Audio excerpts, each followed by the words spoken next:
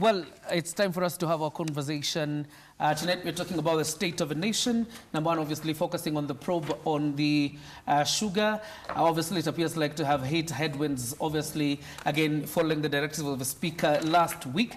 And we'll also talk about security in the country, but most importantly, also the fight against graft and also the fight against narcotics. And the chairperson of the Security Committee in the National Assembly and Kiambaa MP, Koinange, joins us tonight. Thank you very much, sir, for joining us. Thank you. Great. Let us begin with a conversation on, contraband sugar. Yeah. Because even before this report was brought to Parliament, 2 weeks earlier, you had called a press conference alongside the likes of Maoka Maore, the MP for Igembe North, and you had poked holes into what this committee was doing.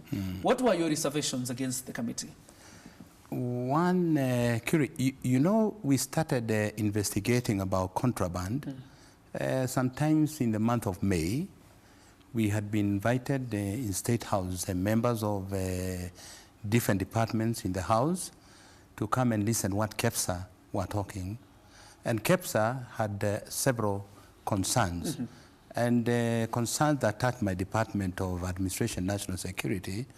It is the issue of issuance of work permits and the issue of contraband. And when I came back to the House, I put in together my Committee for National Security, and we agreed that we will call the department together, different departments in the Ministry of Office of the President, and we did so. And we really wanted to investigate on the contraband because we didn't want to speculate. And it's a very serious concern that we didn't want to speculate. And it was going to take time before we get the right answers. For quite some time, every time government takes their cases to judiciary, most of the time, we lose the cases. And this time, with the new team we have from DCIA, and also the team we have with DPP, we are doing thorough work. And that is why my committee was very quiet about the contraband, including sugar, because we wanted to do a thorough investigation. All right. So we, thus far now, just doing the investigation, and maybe I can tell you here, there are actually 3 types of sugar that were brought in the country. The sugar which were paid for, taxes were paid, and it entered the market. You can find them in the shelves. There's also sugar, contraband, that came, no taxes were paid, and no waiver were given for that sugar. And then there is a third sugar, which was found to be contaminated, and the sugar that found Panya route through neighboring countries and ended up in our slums in Nairobi. And when it was tested, it was found to be having elements which were not supposed to be in the sugar. Let me ask you a question, following up on what you're saying. Your Committee on National Security deals with the people who sit in these borders, particularly our officers as well as, immigration and stuff like that. But also, the Kenya Revenue Authority. It may not fall under your committee, but most of the people who are tasked with manning our borders, even at the point of entry, fall within your committee. Have you sought answers on why this unregulated sugar was making, way through our boundaries, particularly from Uganda, as well as, through the boundary between Kenya and Somalia? Have you sought answers on why this sugar was making its way to Kenya?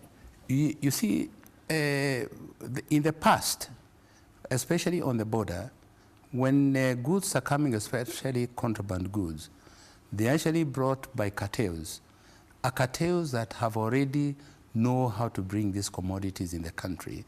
But of late, for now, we have a new leadership in border control. We have a new gentleman, Nur Gabo, and we have also the DCIA, Kenoti, and CID. We are changing everything to make sure that when things are coming through the border, it is not only KRA that really get concerned about what is coming in the country, because it's also an issue of security, because other goods which come and they can be of security concern, then our security forces also must get involved to make sure not everything that comes in the country without the knowledge of the authority. All right. In that press conference you did alongside Mao Kamare and also so the MP Mwangi Gakuya, he was also present in that press conference. You alluded to the fact that this committee, the Trade and Agriculture Committee that was investigating this contraband sugar, was already compromised. What compromises were you talking about, and to what level? Okay, this was actually mentioned by my counterpart Mao Kamare, that he's the one, but on my part, on my committee, we could have not said that because already we are still under the process of investigating, and we are doing very independently, and we don't want to speculate right now because it is very serious. And as I said, Curie, some of this contraband, they're affecting also terrorism and other illegal gangs, which we're investigating to make sure that goods do not just come in the country. So it is likely that the proceeds of contraband sugar are being used to fund terrorism? Very true, yeah. And you have been able to prove that through your investigations?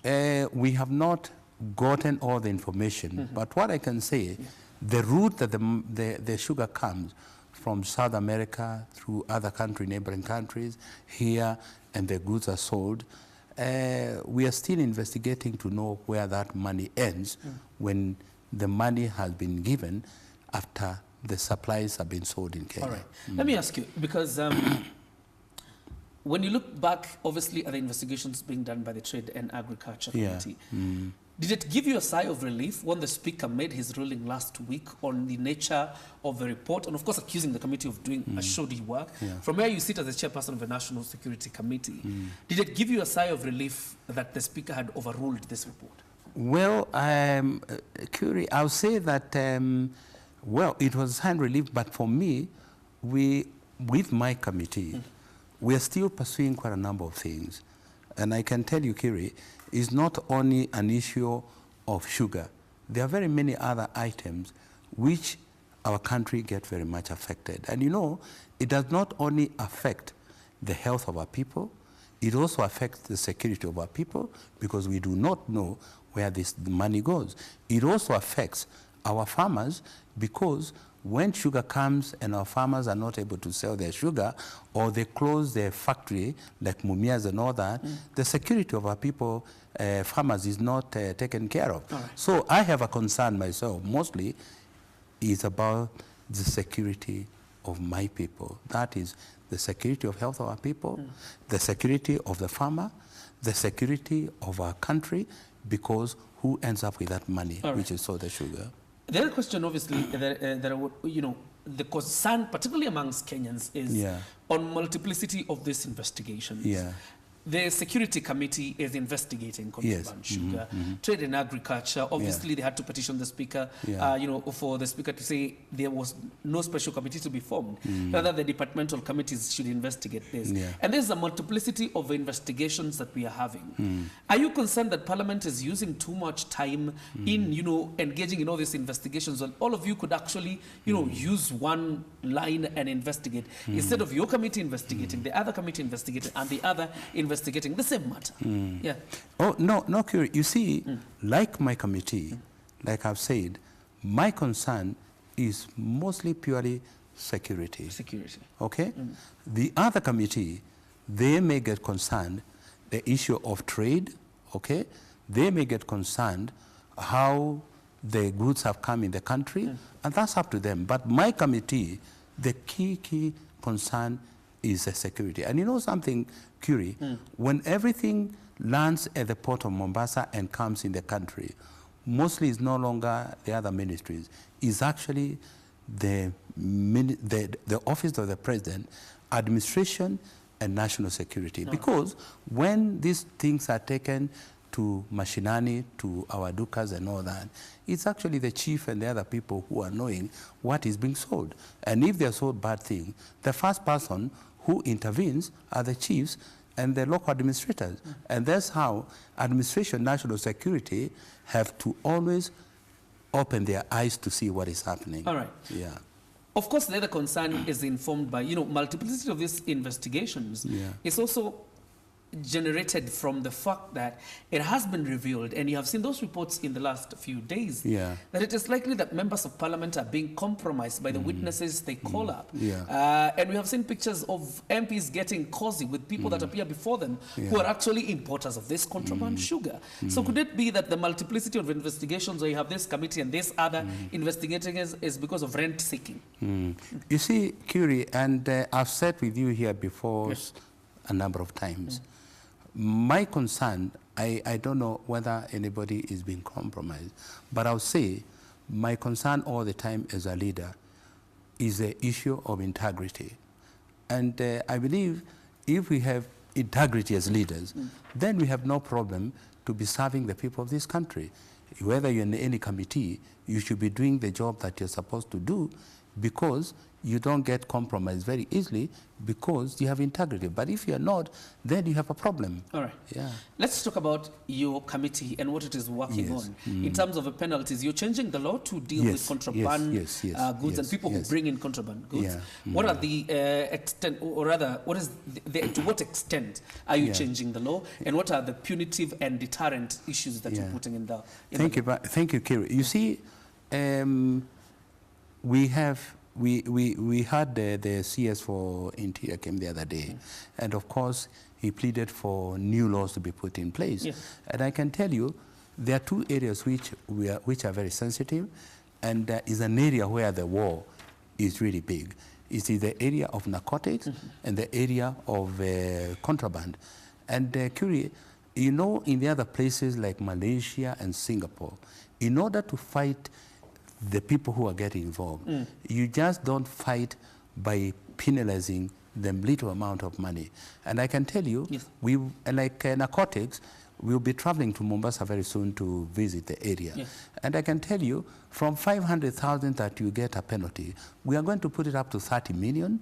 And also at the same time, we'll make sure all the properties you have gotten through the wealth of narcotics, you have to lose it, you have to forfeit it. And further to that, we will say that you can no longer in your lifetime serve in any public office, because if you serve a public office, you go back to the same business to do what you have been doing. So we will make sure that the law will make it a stop for you not to do that company business of narcotics. Yes, and the same thing with contraband. Exactly, the same thing. We want to make sure that if you have gotten that illicit wealth, we'll make sure that is you taken to court. Of course, we'll follow the process. And that's what I'm saying. We are doing a lot of investigation, and we don't want to speculate.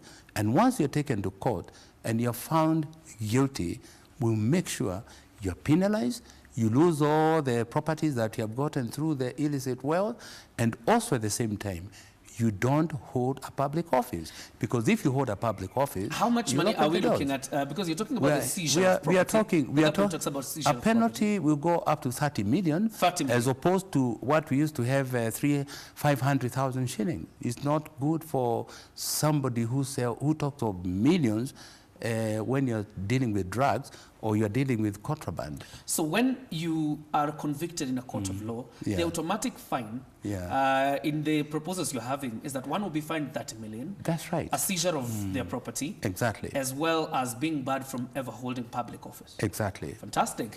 Obviously, the big question tonight, before I can engage Mheshimiwa on this conversation, is really on the arrest of and prosecution of Governor Sospita Ojamong. The Council of Governors believe that this was a political gimmick or a political war. Rather, it was not a legal question. Therefore, we were asking you tonight, do you believe or do you think that the arrest and prosecution of Sospita Ojamong, the Busia governor, is political? Do you believe the arrest of Busia governor Sospita Ojamong is political? The big question is right on your screen. You can continue speaking to us. 22162 is our SMS line. On Twitter at KBC Channel 1, at J. Kuria, and at Kato Achenga. Mheshimiwa, you talk about the good job that the DPP is doing, Nuruddin Haji, as well as Kinoti, George Kinoti, the DCI, the head of the DCI. But we have seen now the Council of Governors fighting back and saying, you know what, this is a political war rather than, you know, a legal question, you know, as regards the accountability, bringing the governor to accountability. Do you believe that politics has crept into the war against graft? I don't believe so. Kiri, you see, for politicians, when you are joining a political party, and you want to become either a governor or you want to become a senator, you want to become a member of parliament, there's a process that you go through. And the process you go through, you have to declare according to the ethics and the corruption papers that are given. And meaning that you know very well when you become a member of parliament, you not get involved in corrupt deals, no bribery, and that's it.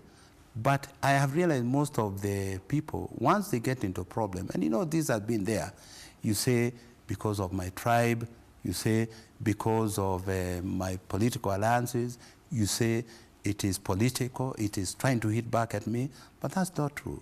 We are simply fighting corruption. And you can see right now, Curie, we have a lot of support. You can see what Swiss is doing, is supporting us to fight corruption. And that means we are not going to relent. We'll fight with corruption up to the end. Because hold that so that we listen to one up sound there by Governor Joseph Enoch, the chairperson of the Council of Governors, because that's what I want us to close with. Mugo, if I could just have that up sound by Nanook, very quickly.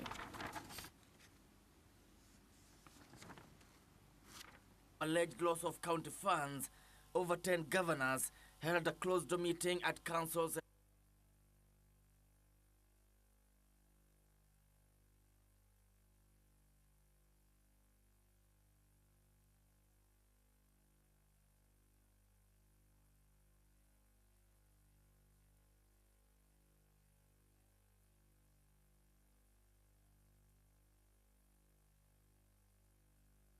Unfortunate that the national government is trying to avert attention from what is happening within the ministries, departments and agencies. The issue of sugar is something we should be discussing. The disappearance of NIS money is something we should be scrutinizing seriously. It is mischievous to call the media and publicly arrest a governor so that the public can forget about the rot in national government ministries, departments and agencies. This fight cannot be politicized and cannot be used selectively to target specific officers. That's the governor, Joseph Nanook, the chairperson of the Council of Governors, alleging that indeed it is the national government trying to divert attention from the myriad of scandals hitting or rocking the national government and diverting it to governors for political reasons. Do you believe that is possible? I don't. You remember when we were seated here a few weeks back, I said the biggest problem we are having, even with leaders and governors, is the issue of transparency and accountability and integrity. And this is still the problem. And let me say, anybody who thinks that fighting with the corruption is fighting with individuals, politicians, and fighting with who, what they are saying or the message they are giving us, they are giving the message that they are fighting against the people of this republic. Because it's the people of the republic who are really concerned more than anybody else. And the president, I believe, he has more support from all the people of this country. Because all of us, we want to make a change. And the only change can come, it will come and is very painful. So I think every leader should accept it, that this is a change going to come. It will rub wrongly to some other people, but this change must come and corruption must be fought with. Final question. The governor there, Joseph Nanook, made an allegation that as long as governors are in office, the constitution does, or the law does not foresee a situation where a governor in office can be charged in a court of law. Does the law foresee such a situation? No. Everybody is under the law, let me tell you, Kiri. And it is very clear in the laws for ethics anti-corruption. You can charge anybody. Anybody can charge them. So they cannot say that because they're in their offices, they cannot be charged. If that is the case, all of us will stay put in the office and take public money. But one will without argue they hearing. have chief executive officers who are in charge of this specific departments, and you cannot charge the governor directly. No, and that is what we have been saying. We need integrity with the leaders, because they are the people who are giving the directions as the governors. All right. Yeah. All right. Let's wind up this conversation. And thank you very much, Mheshimiwa, for joining us. And we wish you all the best. You will be doing we'll be going to a trip to Mombasa, Nyali, about drug narcotic. Yeah. We'll be there to visit mothers who their children have gotten into drugs, and I'll be happy if you can join us, and we see what is happening in Nyali and most of the coast area. Right. And because we want to fight drug barons in the country, because we believe we can also win that war. All right. Yeah. We wish you all the best, and obviously, I will be sure to follow up on you towards in Nyali. Obviously, that part of Coast as well as Kisauni are the most affected in terms of the consumption of hard drugs, and it can only be fair to get to the bottom of this.